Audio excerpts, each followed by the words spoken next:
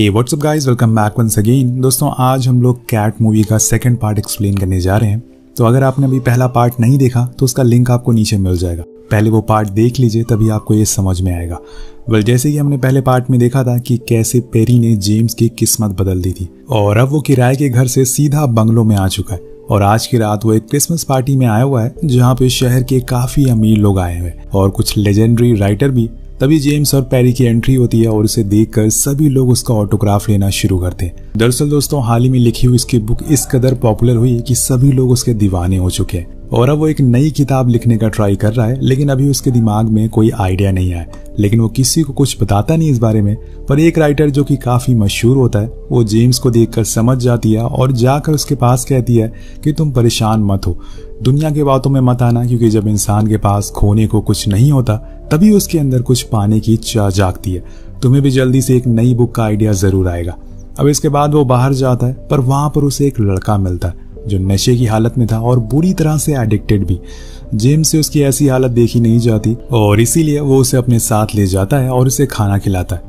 वो उसे समझाने की कोशिश भी करता है कि ये सब चीजें अच्छी नहीं है। तुम्हें यकीन नहीं होगा कि जिस हाल में तुम बैठे हो कुछ साल पहले मैं भी वहीं पर था, लेकिन आज देखो मैं कहाँ पर हूँ। अब उस लड़के को कुछ सुझाई नहीं दे रहा था, इसलिए वो खाना खाने के बाद वहां से जाने लगता है। लेकिन जेम्स उसे रोकता है और कहता है कि बस थोड़ी देर रुक जाओ। जिसके बाद वो उसे कुछ दिन पहले की अपनी कहानी सुनाना शुरू करता है, जब उसने नशा तो छोड़ दिया था लेकिन अभी भी वो रोड के किनारे गिटार बजाकर खुद का गुजारा करता था और एक रेंटेड रूम में रहता था। अब कुछ दिनों के बाद क्रिसमस का टाइम आने वाला था और इसके साथ तेज ठंड भी, जिसकी वजह से जेम्स को घर में हीटर जलाकर रखना पड़ता है। पर कुछ ही समय के बाद उसकी लाइट का बिल खत्म हो जाता है और अब उसके पास इतने पैसे नहीं है कि वो दोबारा से रिचार्ज करवा सके और इसीलिए वो हीटर को बंद करके साइड में रख देता है और फिर पास में एक इंडियन बंदे की शॉप पर जाता है जिसके बेटे की कुछ साल पहले एक हादसे में मौत हो गई थी और आज उसकी डेथ एनिवर्सरी है। लेकिन वो किसी से कुछ कहता नहीं है। लेकिन जेम्स की उसके साथ एक अच्छी दोस्ती हो जाती है, इसलिए वो उसे इंडिया की सारी उसे स्टोरी सुनाया करता था, जिसे सुन के जेम्स को काफी मजा आता था। अब जाते टाइम वो पेरी के लिए उसे कुछ खाना फ्री में भी देता है, क्योंकि आपको पता ही है कि हम भारतीयों को डॉग और बिल्लियों से कितना प्यार है। सो घर आने पर वो उसे खाना देता है और फिर उसे वहीं छोड़कर जाने लगता है, क्योंकि बाहर आज भी ज्यादा ठंड है और पेरी के पास कोई कपड़े नहीं है। लेकिन वो तो जेम्स से पहले ही बाहर जाकर खड़ी हो जाती है, इसलिए उसे मजबूरन अपने साथ ले जाना पड़ता है। अब बस का वेट करते हुए जेम्स एक अमीर लेडी को देखता है जिसके पास पेरी की तरह ही कैट थी और उसे एक प्रॉपर बैग में रखा गया था ताकि उसे ठंड ना लगे। लेकिन यहाँ पेरी तो ऐसे ही घूम रही थी, इसलिए वो उसे वादा करता है कि वो उसके लिए भी एक बैग खरीदेगा जल्दी, जब उसके पास पैसे आ जाएंगे। अब वह रोज की तरह स्टेशन के बाहर मैगजीन बेचना शुरू करता है। वहाँ वो पेरी को ठंड की वजह से एक कंबल में बैठा देता है और उसी समय एक अल्बानियन एक्टर वहां आता है जो वो पेरी को देखकर उसके साथ फोटो क्लिक करवाने लगता है। इसके बदले में वो उसे 1000 अल्बानियन पैसे भी देता है। लेकिन जब जेम्स उस पाउंड में एक्सचेंज करवाता है तो वो बस केवल 7 पाउंड ही बनते हैं, जिस वजह से वो सैड हो जाता है और जाते समय पैसों को फेंकने लगता है। लेकिन उसे पैसों की अहमियत पता थी, इसलिए वो उसे अपने पास ही रख लेता है। अब इसी तरह से आधा दिन बीत चुका था, लेकिन उसने अभी तक कोई भी पैसे नहीं कमाए थे, इसलिए वो अपना पुराना काम करने लग जाता है, यानी कि गिटार बजाना। अब उसे थोड़ी ही दूर पर एनिमल वेलफेयर वाले 2 ऑफिसर खड़े रहते हैं, जिसमें से जॉन नाम का आदमी अपने सीनियर ऑफिसर एली से कहता है कि हमें उस आदमी को पकड़ना चाहिए।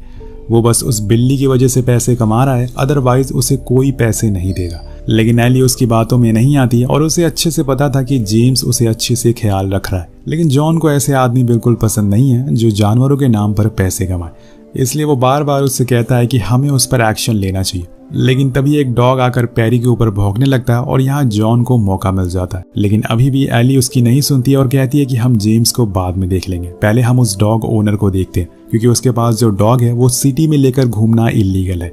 अब इसके बाद जेम्स घर जाने लगता है, लेकिन तभी एक औरत को कोई आदमी टक्कर मारकर चला जाता है, जिससे कि उसके सारे शॉपिंग बैग्स गिर जाते हैं। तो जेम्स उसकी मदद करता है और ये देखकर वो लेडी बहुत ही ज्यादा खुश होती है। इसके बाद वो दोनों घर आ जाते हैं। यहाँ जेम्स को पता चलता है कि उस डॉग ने पेरी के शरीर पर नाखून मार दिया है। वो फौरन अगले दिन उसे लेकर जानवरों के डॉक्टर के पास जाता है, जो फ्री में उसका इलाज करती है। वो पेरी के घाव को ठीक भी कर देती है, जिसे लेकर वो बाहर आ जाता है, जहाँ पर उसे अपना खास दोस्त जेनी मिलती है। जो कि एक एनजीओ चलाती है, जैसे कि हमने पहले पार्ट में देखा था, और वह ऐसे नशे वाले लोग एडिक्ट की मदद करती है। अब वो जेम्स के नशे को छोड़ देने के बाद काफी खुश थी, पर कुछ दिनों के बाद क्रिसमस है तो वो कहती है कि तुम्हें पता है ये फेस्टिवल वगैरह बस अमीर लोगों के लिए होते हैं, वो इन्हें अच्छे से एंजॉय कर पाते हैं, वरना हम जैसे लोग तो दिन के खाने का इंतजाम ही करते करते गुजार देते हैं। अभी बात जेम्स को भी सही लगती है, पर वो कहता है कि हमारा काम है मेहनत करना। अब घर जाते समय उसे एक औरत मिलती है जिसे पेरी से बहुत ज़्यादा लगाव होता है, इसलिए वो उसके लिए एक ड्रेस लेकर आई थी, और जब वो उसे पहनाता है तो वो बहुत ही ज़्यादा क्यूट लगती है, जिसकी वजह से जब जेम्स अगले दिन गिटार प्ले करने जाता है तो वहाँ पर कई लोगों की भीड़ इकट्ठा हो जाती है, जो पेरी की ड्रेस देखकर बहुत ही आकर्षित हो रहे थे और उसे काफ़ी पैसे भी देते हैं। और आज वो काफ़ी ज़्यादा खुश भी होता है, क्योंकि अब वो लाइट के बिल पे कर सकता है और दोनों के लिए खाना भी खरीद सकता है, वो भी पूरे 1 हफ्ते का। अब उसी दौरान वहाँ पर उसके पास एक आदमी आता है जो टूरिस्ट गाइड था। वो 2 दिन बाद जेम्स को आने को कहता है, जहाँ पर वो चाइनीज लोगों के सामने गिटार बजाकर उन्हें एंटरटेन कर सकता है, और इसके बदले में उसे 1000 पाउंड मिलेंगे। अब ये सुनकर उनकी खुशी और ज़्यादा दुगनी हो जाती है और घर जाकर दोनों सेलिब्रेट करते हैं। अगले दिन जब वो एक जगह पर गिटार प्ले कर रहा होता है, तभी वहाँ पर 2 एनिमल वेलफेयर ऑफिसर आते हैं, जिसमें एली जेम्स से पेरी के बारे में सवाल पूछने लगती है। वो पूछती है कि क्या वो फिट है कि नहीं है, उसे खाना वगैरह सही टाइम पर खिलाता है कि नहीं, तो वो हाँ में जवाब देता है। लेकिन जॉन उसे बदसलूकी करने लगता है और उसे बुरा भला भी कहने लगता है, और इसी चीज़ को वहाँ का एक लोकल आदमी रिकॉर्ड कर लेता है। इसके बाद एली पेरी की कुछ फोटोज क्लिक करती है और जेम्स से किसी जानने वाले का नंबर मांगती है, क्योंकि उसके पास अभी कोई नंबर नहीं था। तो वो जेनी का नंबर दे देता है, जो एनजीओ चलाती थी। अब उनके जाने के बाद वो फौरन जेनी के पास जाता है, लेकिन उसके एनजीओ में चोरी हो चुकी थी, जिस वजह से वो काफी परेशान लग रही थी। जेम्स की कोई बात नहीं सुनती और उसे वहां से जाने को कहती है। अब उस रात जेम्स की हालत फिर से खराब होना शुरू हो जाती है और उसे ये डर सताने लगा था कि कहीं वो लोग उसकी पेरी को उससे दूर ना लेके चले जाए, क्योंकि एक वही है जो उसका सहारा है। अगर वो चली गई तो वो फिर से नशा करने लगेगा। अब अगले दिन वो उसी टूरिस्ट बस के लिए रवाना होता है, लेकिन बीच में उसे फिर से बैज मिलता है। वेल गाइस, अगर आपने पहला पार्ट देखा है तो आपको पता होगा कि बैज कौन है। अब बैज उसे अपने साथ चलने को बोलता है, लेकिन जेम्स मना कर देता है, तो वो उसे गुस्से में धक्का दे देता है, जिससे वो गिर जाता है। लेकिन अभी तक उसे कुछ हुआ नहीं था, लेकिन जब वो अपने गिटार को देखता है तो वो पूरी तरह से टूट चुका था, और उसे देखकर वो दुखी हो जाता है, क्योंकि अब उसे बस के साथ नहीं जा सकता। न जाने पता नहीं कब और कैसे कहां पर ये नशे की चीजें और इंसान उसका नुकसान करना छोड़ेंगी। अब वो उस बस स्टैंड पर जाता तो है, लेकिन वहां जाकर वो करेगा क्या? उसके पास कोई मोटिव नहीं है, इसलिए वो वापस घर आ जाता है। वहीं दूसरी ओर हम एनिमल वेलफेयर के हेड को देखते हैं, जो उन दोनों ऑफिसर को बुलाती है और जॉन को वो क्लिप दिखाती है जो उस लोकल आदमी ने बनाई थी, और उसने किसी मीडिया वाले को वो क्लिप भेज दी और उसने अपलोड कर दी, जिसके बाद उनकी बहुत ही बेइज्जती हो रही है। और इसी गुस्से की वजह से जॉन का अभी कुछ दिन पहले ही ट्रांसफर हुआ है, इसलिए वो एली से कहती है कि तुम इस केस को सही से हैंडल करो, और तब तक तुम जेम्स के जानने वालों से पूछताछ करो कि क्या वो पेरी का सही से ध्यान रख पाता है कि नहीं, जिसके बाद ही हम कोई स्टेप उठाएंगे। इधर जेम्स जब घर में एंटर होता है तो वो देखता है कि उसके ज्यादा टाइम हीटर ऑन ही छोड़ दिया था, जिस वजह से पूरी इलेक्ट्रिसिटी चार्ज खत्म हो चुका है। उसे 1 हफ्ते का खाना भी अब सड़ चुका है और उसके खुद पे उसे बहुत ही गुस्सा आने लगता है, क्योंकि औरों के लिए गलती आम है, लेकिन उसके लिए बहुत ही बड़ी चीज है, क्योंकि यही खाना और रिचार्ज उसे पूरे 1 हफ्ते तक चलाना था। अब उसे गुस्से में देखकर पेरी भी डर जाती है और चुपचाप वहां बैठ जाती है। अब वो नीचे उसी इंडियन बंदे के शॉप पर जाता है और उसे एक टेप लेता है, ताकि वो अपने गिटार को सही कर सके, क्योंकि जब वो ठीक नहीं होगा उसके पास पैसे नहीं आएंगे। लेकिन जब वो वापस आता है तो देखता है कि पेरी ने डस्टबिन में पड़े हुए खराब खाने को खाना शुरू कर दिया।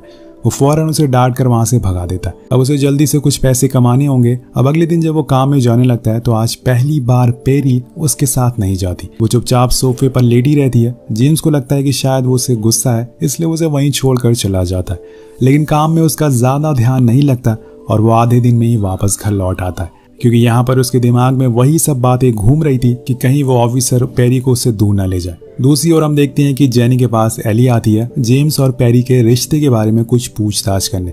तो वो उसे सारी बातें बताती है और ये भी कहती है कि जेम्स ने उसे कहीं से अडॉप्ट नहीं किया, बल्कि पेरी तो खुद अपनी मर्जी से उसके पास आई थी और तब से लेकर आज तक वो उसके पास ही है और बहुत ही खुश भी है। दोनों एक दूसरे के साथ काफी अच्छा लगता है। अब एली जाने लगती है तो जेनी उसे पूछती है कि क्या आप लोग सच में उससे दूर कर देंगे। तो एली बस इतना कहती है कि हमें जो सही लगेगा हम बस वही करेंगे।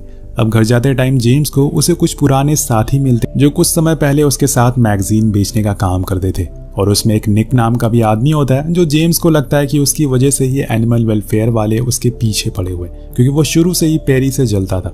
अब सभी लोग एक साथ बैठकर ड्रिंक करने लग जाते हैं, जिसमें जेम्स और निक भी होते हैं। वो दोनों बात करना शुरू करते हैं और धीरे धीरे करके उनकी गलतफहमी दूर होने लगती है, और आखिर में निक कहता है कि मुझे तो कैट्स बहुत ही पसंद है और मैं भला क्यों किसी की खुशी उससे छीनूंगा। मुझे कोई आइडिया नहीं है कि एनिमल वेलफेयर वाले तुम्हारे पेरी को ले जाने वाले। और तब जाकर यहाँ पर दोनों की मिसअंडरस्टैंडिंग दूर होती है। और जब वो घर आता है तो देखता है कि पेरी ने अभी तक खाना नहीं खाया है और वो उसी हालत में लेटी हुई है और उल्टियां भी कर रही है, जिसे देखकर वो घबरा जाता है और फौरन डॉक्टर को कॉल लगाता है, लेकिन डॉक्टर कॉल नहीं उठा रहे थे। जिसके बाद वो टेंशन में वही इंडियन शॉप वाले के पास जाता है मदद मांगने के लिए। तो वो उसके घर आकर कहता है कि इसके पास एक कटोरे में पानी रखो, शायद इसे प्यास लगी हो। लेकिन पेरी दोस्तों यहाँ पर टस से मस नहीं हो रही थी। ये देखकर जेम्स और घबराना शुरू कर देता है। वो कोशिश कर रहा था जिससे वो थोड़ी सी हिल सके, लेकिन उसे कोई फर्क नहीं पड़ रहा था। अब यहाँ जेम्स उस दुकान वाले से बातें करता है और बताता है कि वेलफेयर वालों ने अगर इसे ऐसी हालत में देख लिया तो वो पक्का उसे मुझसे छीन के ले जाएंगे। ये सारी बातें उसकी मजबूरी सुन के वो इंडियन आदमी भी अपने बेटे की मौत के बारे में बताने लगता है, जिसके बाद जेम्स को भी लगने लगा था कि शायद इसे एनिमल वेलफेयर वालों को देने में ही भलाई है, क्योंकि तबीयत और ज्यादा बिगड़ गई तो कुछ भी हो सकता है। लेकिन उस आदमी के जाने के बाद जेम्स बस पेरी के बारे में सोचा जा रहा था और सोचकर उसकी आंखों में आंसू आ जाते हैं। जब वो आंखें बंद करता है तो उसे एक बुरा सपना आता है जिसमें सभी जानने वाले लोग उसके आसपास घूम रहे थे और वो लाचार है क्योंकि पेरी को एनिमल वेलफेयर वाले लेकर जा रहे हैं। पर जब अगले दिन वो सोकर उठता है तो देखता है कि पेरी उठकर किचन के पास चली गई और बिल्कुल ठीक है। अब ये देखकर उसकी खुशी का ठिकाना नहीं था। वो डॉक्टर के पास उसे लेकर जाता है, जो उसे बताती है कि इसने जो सड़ा हुआ खाना खाया था जिस वजह से इसकी हालत खराब हो गई थी, लेकिन अभी वॉमिटिंग के बाद इसकी तबीयत बिल्कुल ठीक है। और यहाँ जेम्स के मन में अभी भी ख्याल आना शुरू हो जाते हैं कि कहीं वो डॉक्टर उसे एनिमल वालों को दे ना दे, और इसीलिए वो ऑफिसर एली को फोन करके एक वॉइस मैसेज छोड़ देता है। उधर हम उसी इंडियन बंदे को देखते हैं जो अपने कंप्यूटर पर देखता है कि वेलफेयर वालों ने इंटरनेट पर एक सर्वे डाला है जिसमें वो लोगों से जेम्स और पेरी के बारे में पूछ रहे थे कि कैसे क्या वो पेरी को उन्हें ले लेना चाहिए या फिर उन्हें उसके पास छोड़ देना चाहिए। अब वो भी अपना ओपिनियन लिख देता है और वहाँ एली जब जेम्स को कॉल लगाने की कोशिश कर रही होती है तो वो देखती है कि कुछ लोगों ने ऑनलाइन पिटीशन शुरू करी है इंटरनेट पर जो पेरी और जेम्स के लिए और इसमें लोगों ने 500 से ज्यादा सिग्नेचर करी है और वो तेजी से पूरी होती जा रही है। यानी कि लोग नहीं चाहते कि जेम्स और पेरी अलग हो, लेकिन यहाँ जेम्स ने फैसला कर लिया था कि वो आज क्रिसमस के बाद पेरी को उन्हें दे देगा क्योंकि अब वो शायद उसकी देखभाल नहीं कर सकता। लेकिन दोस्तों उसे इस बात का कोई अंदाजा नहीं था कि आज क्या होने वाला है। वो हर रोज की तरह अपने काम के लिए निकल जाता है, लेकिन आज वो थोड़ा इमोशनल है। अब घर से बाहर जाते हुए उसे कुछ लोग मिलते हैं जो पेरी की बड़ी सी पेंटिंग बना रहे थे दीवार पर, और वो सभी उसको अपना सपोर्ट दिखा रहे थे। ये देखकर वो थोड़ा इमोशनल हो जाता है। इसके बाद वो स्टेशन पर जाता है तो वहाँ उसे वही लेडी मिलती है जो पेरी के लिए क्रिसमस गिफ्ट लेकर आई थी, और धीरे धीरे देखते ही देखते वहां पर लोगों की भीड़ लग जाती है जो पेरी और जेम्स के लिए क्रिसमस प्रेजेंट और लेटर लेकर आए थे। उसे कुछ समझ नहीं आता कि ये सब हो क्या रहा है। तभी वहां पर एली आ जाती है और उसे देखकर लोगों को लगता है कि वो पेरी को लेने के लिए आई है, तो सभी जेम्स के आगे आकर खड़े हो जाते हैं और फैसला करते हैं कि वो पेरी को जाने नहीं देंगे। लेकिन एली जेम्स को बताती है कि हमारे पास लाखों की तादाद में लेटर और लोगों के फीडबैक आए। किसी विक्रम नाम के आदमी ने ऑनलाइन पिटीशन करी है जिसमें 8000 लोगों ने साइन करी है, और ये विक्रम नाम का आदमी वही इंडियन शख्स होता है। अब उसे देखकर जेम्स मुस्कुराने लगता है, लेकिन यहाँ जेम्स कहता है कि अब वो पेरी की देखभाल नहीं कर सकता, उसके पास पैसे ही नहीं है। लेकिन एली उसे समझाती है कि तुम्हें उसकी टेंशन लेने की जरूरत नहीं है, क्योंकि चैरिटी एनिमल नाम की एक फाउंडेशन है और उसने 3 साल के लिए अपना उसे ब्रांड एम्बेसडर बना लिया है, और उसके लिए वो तुम दोनों को इतने पैसे दे रही है जिसमें वो पेरी को जिंदगी भर खाना खिला सकता है। ये सुन के वहाँ खड़े सारे लोग झूम उठते हैं। अब जेम्स की आंखों में आंसू आ जाते हैं। तभी वहाँ जेनी आती है और उसे गले से लगा लेती है। किसी को यकीन नहीं हो रहा था कि चंद ही घंटों में इतने सारे लोग पेरी के लिए अपना फीडबैक देंगे। अब क्रिसमस की रात आ जाती है, सभी लोग एंजॉय करते हैं, लेकिन यहाँ एक खास गेस्ट आती है जो कि थी लंदन की फेमस कुक। वो पेरी के लिए एक खास हैम्पर लेकर आई थी जिसे पाकर जेम्स और पेरी दोनों बहुत ही खुश होते हैं। जैसे कि आपको पता है कि ये सब जेम्स उस लड़के को सुना रहा था, लेकिन वो लड़का धीरे धीरे सुनकर ये सब ठीक होने लगा था। वो अपनी जिंदगी सही करने लगा था और आज वो जेम्स के घर भी आता है। जेम्स उसे एक गिटार गिफ्ट में देता है और साथ में वो जेनी को अपनी अगली पब्लिश होने वाली बुक की पहली ओरिजिनल हार्ड कॉपी देता है, जिसे पाकर वो बहुत ही खुश थी और अपने प्यार का इजहार भी वो करती है। और इसी के साथ ये कहानी यहीं खत्म हो जाती है। पर आपको क्या लगता है कि क्या ये हैप्पी एंडिंग होगी? लेकिन ऐसा नहीं है। असल जिंदगी में कुछ महीनों के बाद पेरी इस दुनिया को अलविदा कह देती है, लेकिन उसकी कहानियां और उसके वीडियोस पूरी दुनिया भर में मशहूर हो जाती है। उसकी वजह से जेम्स को एक पहचान मिल जाती है और लंदन गवर्नमेंट ने उसी जगह पर जहां जेम्स गिटार प्ले करता था वहां पेरी की याद में एक स्टैचू भी बनवाया था। शायद इसी का नाम जिंदगी है, क्योंकि आपको किसी को जितना भी चाहो उसे एक ना एक दिन जाना ही पड़ता है, चाहे वो इंसान हो या फिर जानवर। इसलिए जब तक कोई पसंदीदा शख्स आपके पास है उसे अपने दिल से प्यार करिए, क्योंकि क्या पता कल वो हो ना हो। वेल गाइस, इस वीडियो पे एम करते हैं 500 कमेंट का। आप सभी का शुक्रिया करना चाहूंगा कि पिछली वीडियो पे आपने 500 से ज्यादा कमेंट करे थे। इस पर भी ऐसी उम्मीद करते हैं। वेल, मिलते हैं अगली वीडियो में। Thank you so much watching. Peace out.